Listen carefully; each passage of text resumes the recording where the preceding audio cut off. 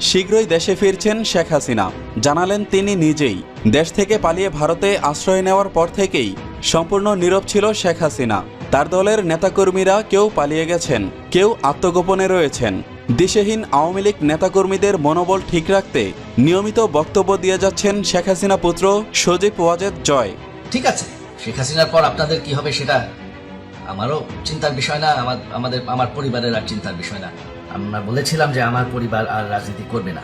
আওয়ামী লীগ কিন্তু মরে যায়নি, আওয়ামী লীগকে শেষ করা সম্ভব না। এমন ঘোলাটে পরিস্থিতিতে প্রায় এক সপ্তাহ পর মুখ খুললেন শেখ হাসিনা। ভারতের সংবাদ মাধ্যমে তিনি ব্যাখ্যা করেছেন তার পদত্যাগের কারণ। বলেছেন যুক্তরাষ্ট্রের হাতে সেন্ট মার্টিন এবং বঙ্গোপসাগর তুলে দিলে ক্ষমতায় থাকতে পারতেন তিনি।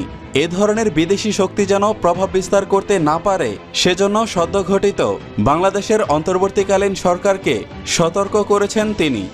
গত ৭ জানুয়ারি জাতীয় নির্বাচনের আগে এক শ্বেতাঙ্গের কাছ থেকে একটি প্রস্তাব পাওয়ার দাবি করেন শেখ হাসিনা। প্রস্তাবটি ছিল সেন্ট মার্টিনে বিমান ঘাঁটি করার অনুমতি দিলে ক্ষমতায় থাকতে সাহায্য করবে তারা।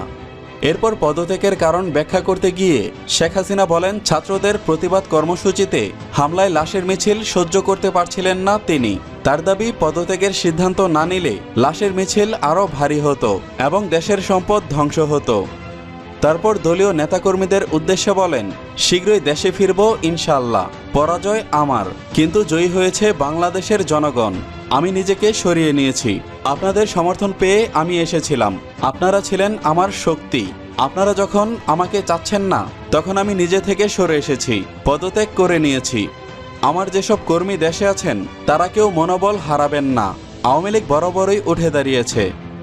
অন্যদিকে শেখ হাসিনার অন্য কোনো দেশে আশ্রয়ের ইতিবাচক সাড়া না মিলায় আপাতত দিল্লিতেই থেকে যাওয়ার সিদ্ধান্ত নিয়েছেন তিনি। ভারতের কেন্দ্রীয় সরকারের সূত্র উল্লেখ করে স্থানীয় সম্প্রচার মাধ্যমে জানানো হয়েছে, ভারতে রাজনৈতিক আশ্রয় বা শরণার্থী হিসেবে থাকতে পারবে না শেখ হাসিনা। তাকে থাকতে হবে ভিসার অনুমোদন প্রক্রিয়া মেনে। আপাতত তাকে দিল্লিতে একটি সেফ হাউজে রাখার ব্যবস্থা করেছে ভারত সরকার।